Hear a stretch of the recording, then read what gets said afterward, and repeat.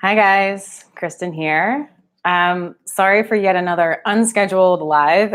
My plan tomorrow is to sit down and look at my calendar for the next month and plan out lives. So in case you guys want to attend, you can set aside the time to do that instead of being surprised whenever I can jump on.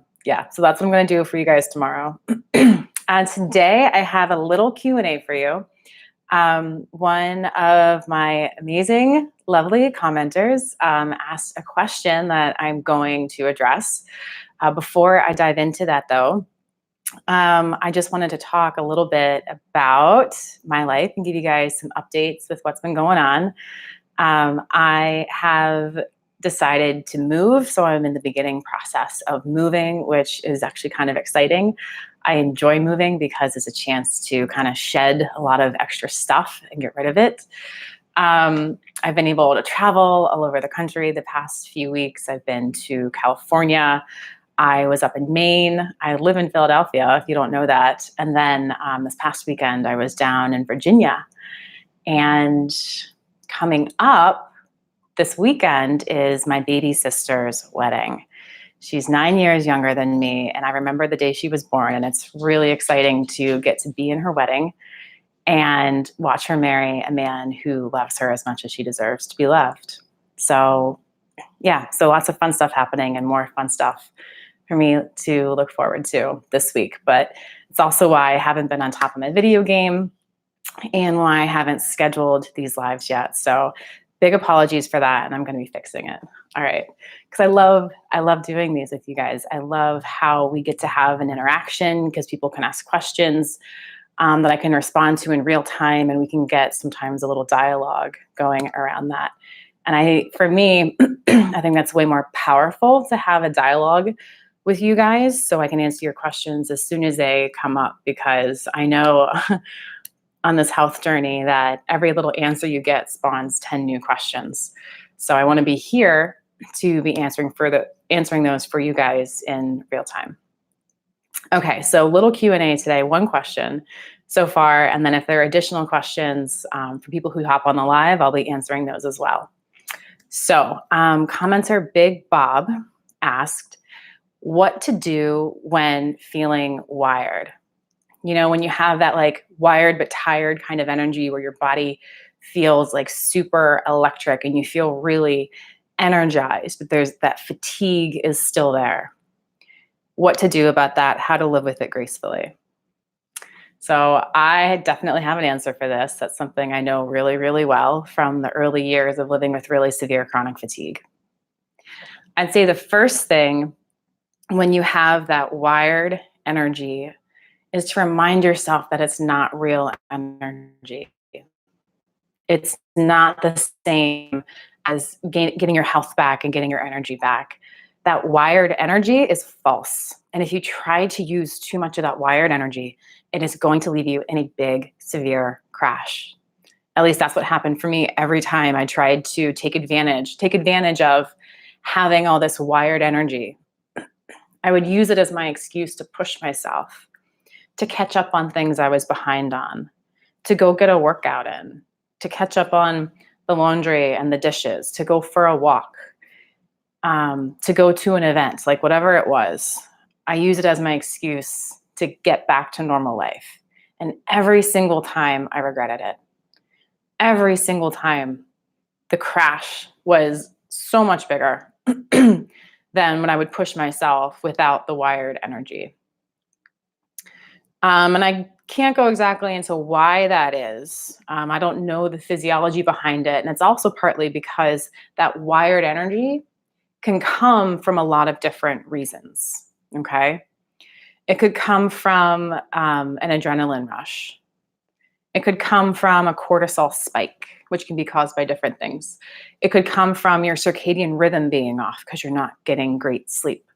All right, so it's really tough to, diagnose remotely online why you're having these severe energy crashes. That's something that if you're having these on a consistent basis, then it would really be beneficial for you to go see a doctor who specializes either in something like ME/CFS or severe chronic fatigue, or someone who specializes in just, really poorly misunderstood chronic diseases like this and get lots of blood work done, get all the blood work done. And that kind of practitioner who's that knowledgeable and understanding of severe chronic fatigue should be able to help you understand what's going on and nip it in the bud. All right, so talked about how that wired feeling is really false energy. And I really encourage you to not use that as an excuse to push yourself physically, at least. All right. When we have energy and we're using our energy, we can use it, I think, in 3 ways. We can use it physically, which is moving your body. We can use it emotionally, which is developing deeper relationships with people, doing our own emotional work, confronting big, heavy emotional things. Or we can use our energy mentally, which is through thought. All right. And I would say, I recommend the only way you think about using that wired energy is mentally. When I say using it mentally, I mean read a book, watch a movie. And when I say read a book and watch a movie, I mean, in my experience and the experience of many others, our severe chronic fatigue tends to be so bad that reading a book, watching a movie are things that we cannot do whenever we choose anymore because the brain fog is so debilitating. Okay. So this is your chance to catch up on those book reading, TV watching kind of activities. I know it doesn't feel like that kind of energy. I know it doesn't feel like that's how you want to use that energy, but it will use it. And it's a safer, much, much safer way to use it because it draws on it much more slowly than when you use physical energy. So in addition to just enjoying yourself reading a book or watching TV, another really great thing to do when you have this wired energy is to take it and do research. Research your health issues, research possible causes, research treatments, research health practitioners to work with, whether that's MDs or coaches. This is the time to spend, minutes or hopefully hours digging into your health journey when you have that wired but tired feeling and all that extra jittery energy, using it mentally and using it to heal and advance your health journey, I think is the best thing you can do at that time. Now, caveat, I know it's really easy to say to you, don't get up and push yourself physically. Just sit down and research things. This wired but tired feeling is really unpleasant, okay? It's unpleasant even while you're using it mentally or physically, all right? And there's a certain level of acceptance that we need when we have this wired but tired feeling. And we kind of need to accept that there is no healthy way for us to get rid of this wired feeling immediately. There is going to be some time period where we're feeling really uncomfortable with this wired energy. And the more accepting we are of that, the less we're going to fight the reality of it. Where even if you just sit there and read a book or watch TV while you have this wired energy, it's still going to be uncomfortable. You're still going to want to jump out of bed and move your limbs and do jumping jacks and all the things that are going to lead to a crash. And that acceptance is going to help you, it's going to help create the motivation to hold yourself back. Okay, and stay in bed and try to not use that wired energy.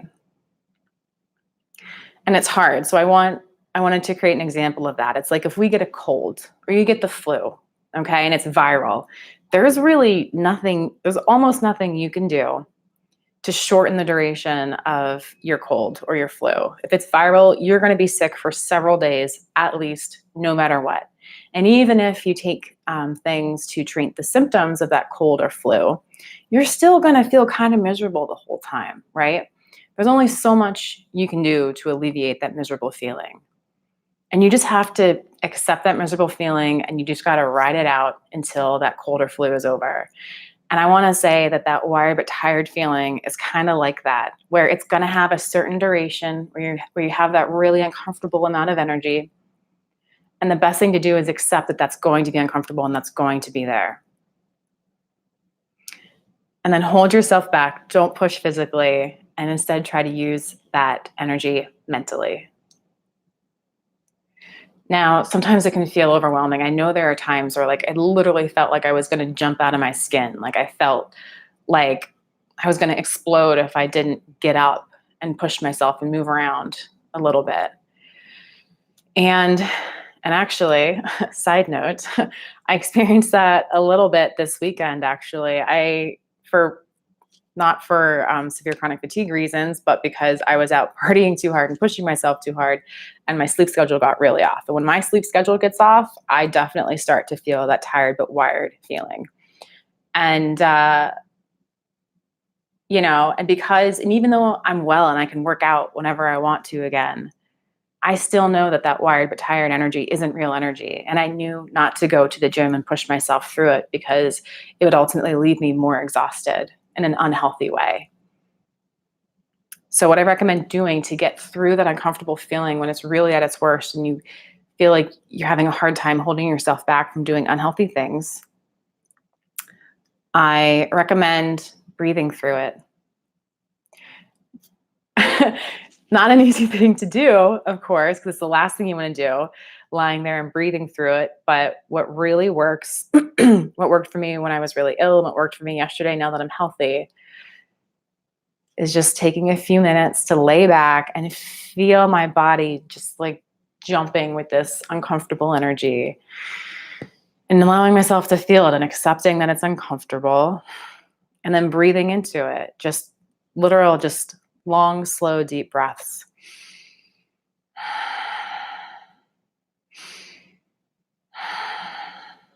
And one little tip, if you can stay focused on the breathing for several minutes, if you make your inhales shorter than your exhales, that is, if your exhales are longer, it's actually telling your heart to slow down. It's sending your body the signal to slow down and go into rest and digest mode more. And what it does is it can take that edge off of the wired feeling. And the longer you're willing to sit there and do this breathing, the more noticeable that effect is going to be. It may not completely get rid of it, but it can help you get through the worst moments of it. All right, so that is what I have to say around living with that wired but tired feeling that we can get sometimes when we have severe chronic fatigue. Oh, Lisa, thank you. On the move for my sister's wedding. Oh, you're getting married this fall. Oh my God, that's so exciting. You don't have that wired tired feeling much, but you did overdo it last week trying to lose weight for wedding. Oh, Lisa. Oh my gosh. I'm sorry that you're feeling that way and that you felt the need to push. Sometimes pushing is worth it. I totally understand that. So you walked for an hour instead of your usual 20 minutes and crashed. Hard lesson to learn. I know we all learn it over and over and over and over again. So, man, I have a lot I want to share with you. Just this year, actually, the first half of this year, I took a course on how to heal my relationship with food and weight loss. And you know what? There are, of course, several women in there with weddings coming up who were stuck in a cycle of literally pushing themselves too hard to lose weight and actually getting in their own way. None of them had severe chronic fatigue. None of them had severe debilitating health issues, but just as normal people, we women tend to push ourselves so hard for weight loss that it is draining for a healthy person to do, let alone someone who is recovering from severe health issues. Like Lisa, I know you've shared that you've been getting a lot better more recently, which is wonderful. So give me a second to think about what I want to say to that.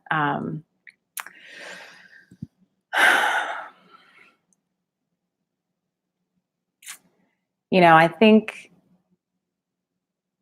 headache, sob, muscle pains, tachycardia all came on full force. Yeah, that tachycardia is really, really hard because it's so immediate and it can feel like you're dying. Muscle pains, headache. What do you mean by SOB? I'm not sure what the sob is. You have to stay in your energy envelope. Don't push. That's right. If you had only walked for 20 minutes yesterday, you'd probably be able to walk for 20 minutes again today, right? We all know what that box is, how tiny that envelope is, even if we don't like it. So shortness of breath. Okay. Yep. Yeah. I had really severe shortness of breath as well. So you know what to do here. You just need to rest until your body's recovered from this little crash that you're going through. Um, I understand the desire to lose weight. It's a completely valid desire.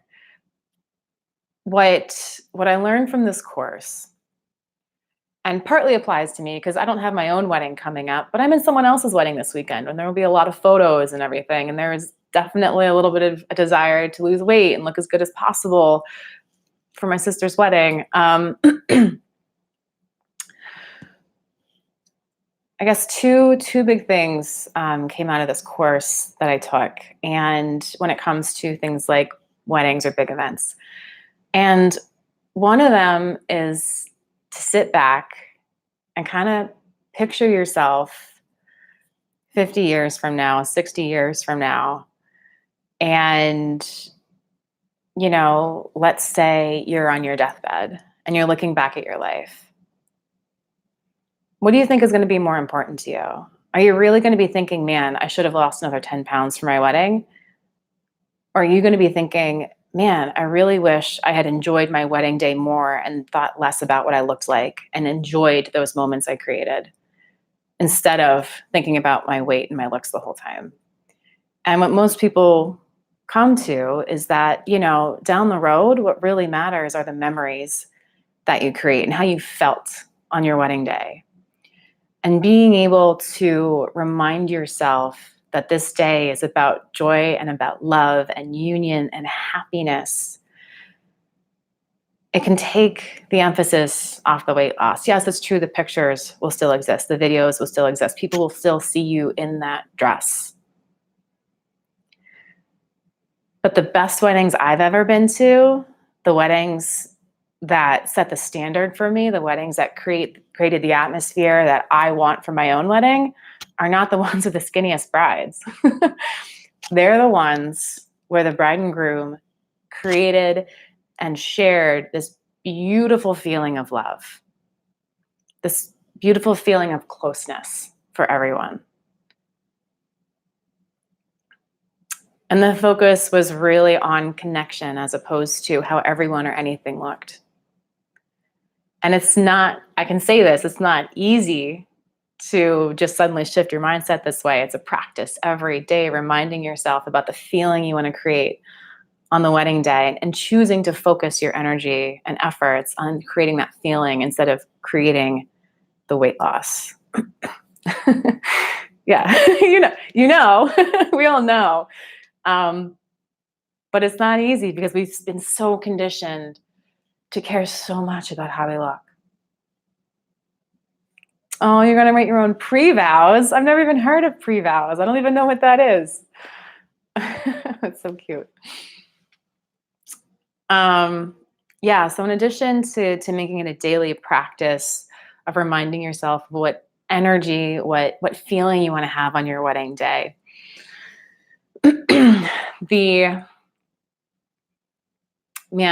I'm trying to find a sentence that condenses everything I learned in 6 months about healing your relationship with food, and it just doesn't exist. It's a 6-month course to learn how to do that.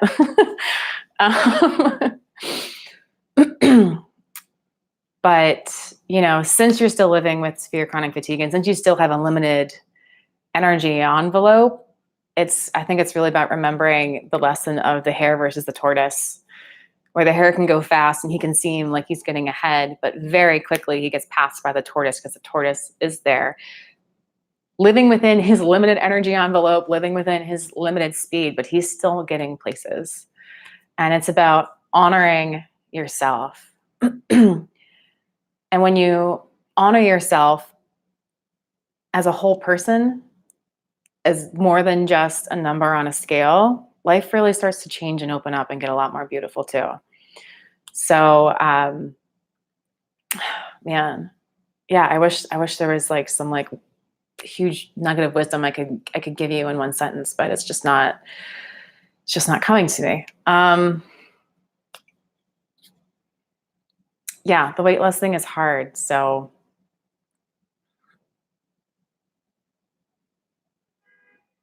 your mom is doing the standard vows and she's a minister. And you're also going to exchange vows. Okay. All right. So you're almost doing like 2 sets of vows. So you're doing the traditional, like, da da da, I do, da da da, I do, da da da, I do. And then it sounds like you're also going to be exchanging your own that you wrote, which is, I think that's really sweet. I always love it when people write their own vows because it brings that personal touch, because every relationship is completely different. Every relationship is personal. Self-love, you need a bit more of. Okay, yes. We pretty much all do, but especially as women who are putting pressure on ourselves to be thin, I guess what I'll share is that as part of this program I did to heal my relationship with food, the first part was releasing restriction, releasing control over my food. I had to allow myself to eat everything and to eat everything in the quantities that my body wanted. Okay. And this meant like 2-3 weeks of my body wanting a lot of crap. Completely natural. But what happens over time, as you really just truly open up to allowing whatever foods you want in whatever quantities make you feel good, the quote unquote bad foods, the previously forbidden foods, start to lose their pull over you. When your body trusts it can have whatever it wants, whenever it wants it, it stops craving the stuff that you're not allowing. It's a really cool thing, and it's a really hard thing to trust that it'll work. But going through that process and seeing how my body began craving vegetables and proteins again was a really empowering one, because it enabled me to build a lot more trust in my body. And like I said, it is a 6-month course of work, a lot of work, to go from that allowance stage, where I also gained a lot of weight, to then moving into a stage where my body trusts me and my food cravings reflect what's actually healthy for me, body, mind, and spirit. And further on from there, it's a process of refining how much I care about myself and how tuned in I am to myself, to be able to honor my food choices day to day. And the cool thing is, like, towards the end of the 6 months now, I'm eating whatever I want, whenever I want, in a quantity that I want. But my cravings are now in alignment with my health because of how tuned in I am and because of the work I've done over the past 6 months. And I am consistently losing weight without having to diet, without having to exercise more than I want to, which is like 2-3 days a week. And it's really cool to watch what your body will do when you learn to really tune into it, honor it, and trust it. And that process of tuning into the body, honoring it, and trusting it is a big part of the healing mindset as well. Learning how to do that is going to help your healing journey. And then I needed to further dive into that work more deeply to heal my relationship with food and weight loss. And it was completely worth it. Lisa, you don't need to be quiet. The chat lets anybody in, which, I hope more people start asking questions, because I always love it when they do. But yeah, Lisa, oh my God. Huge congrats on getting married in the fall. I'm sure you have 1,000,001 things to do. And yeah, I'm really sending you some self-love vibes as you guys create the beautiful day to celebrate your union. It's amazing. So happy for you. Okay, let's see. We're about 25 minutes. Okay, jump in. No one else is asking. Lisa, don't be shy.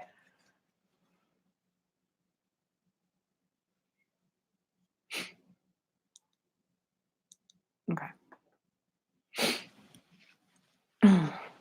By the way, here in Philly, it's just been cloudy and rainy all day so far. It feels like early spring, not summer. Okay, that's a big one. You're about to disown your sister before your wedding.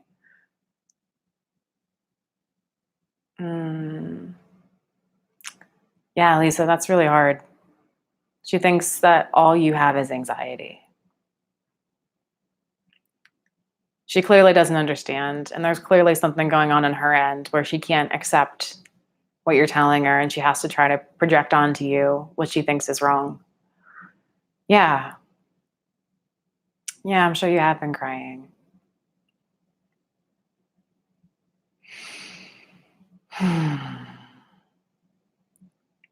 You know, when family doubts us, when family or a partner doubts us, that's when it really cuts the deepest. When they try to insist that they know what's happening inside our bodies better than we do, when they try to insist that we're wrong, or they insist that we're crazy, or that we're lying, it feels like the biggest betrayal. And she's a nurse. She believes so much in the system that she thinks it has all the answers.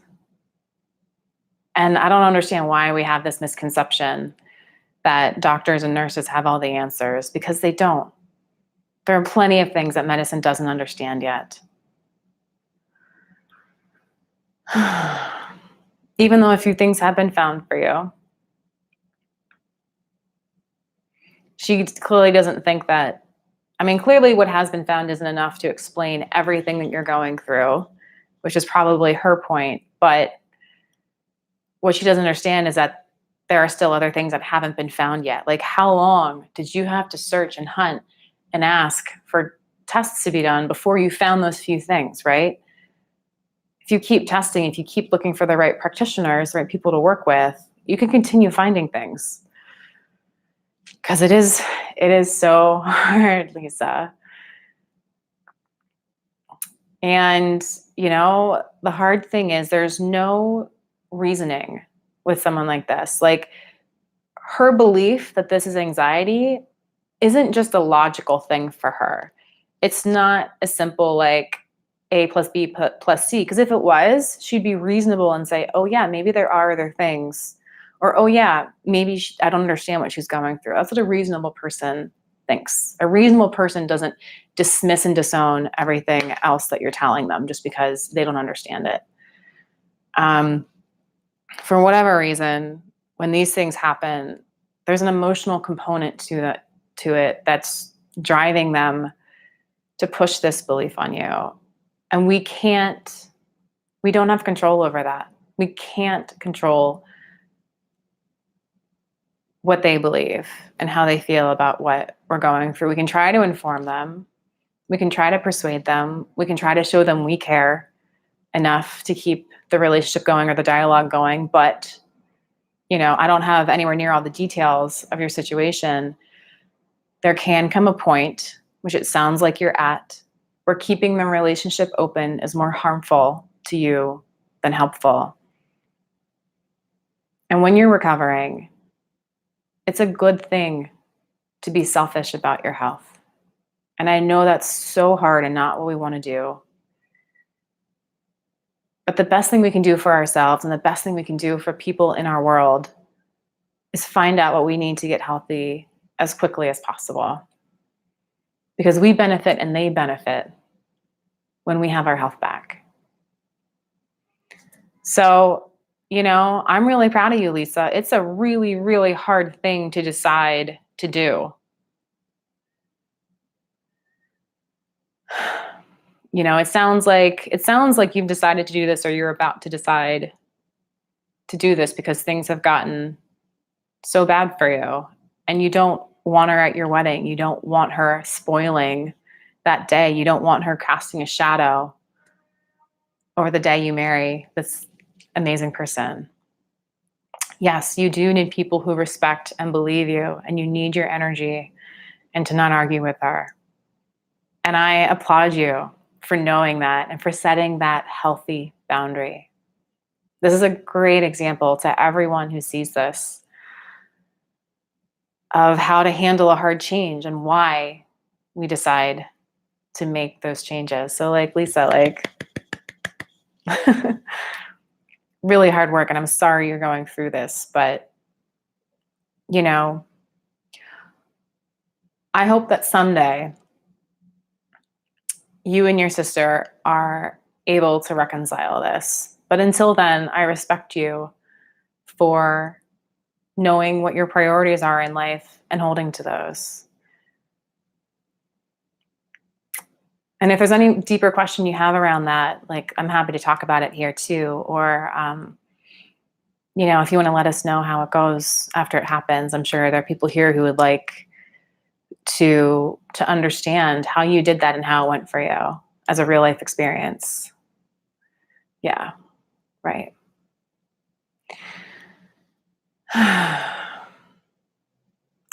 Love to you, Lisa. Big love to you.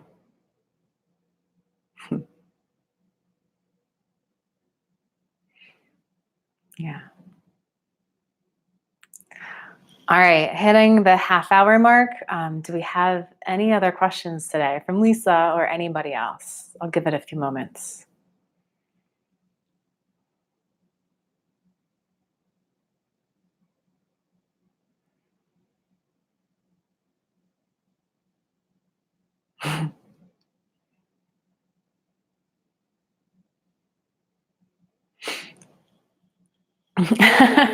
For now. Lisa's done for now. I added the for now. There's always more questions. All right. So if anyone watching this ever has more questions, feel free to comment on any of my videos. I will see the comment and I will include it in my next live stream. Or maybe we'll talk about it in the comments, depending on what the question is. And yeah, tomorrow I'm going to be sitting down and scheduling these lives in advance so you can plan to attend them if you'd like. And I'll do that for the next month out. My schedule calms down a lot after this weekend, thankfully. And yeah, all right. As always, sending you love and health. I'm Kristin. Take care, guys. Bye.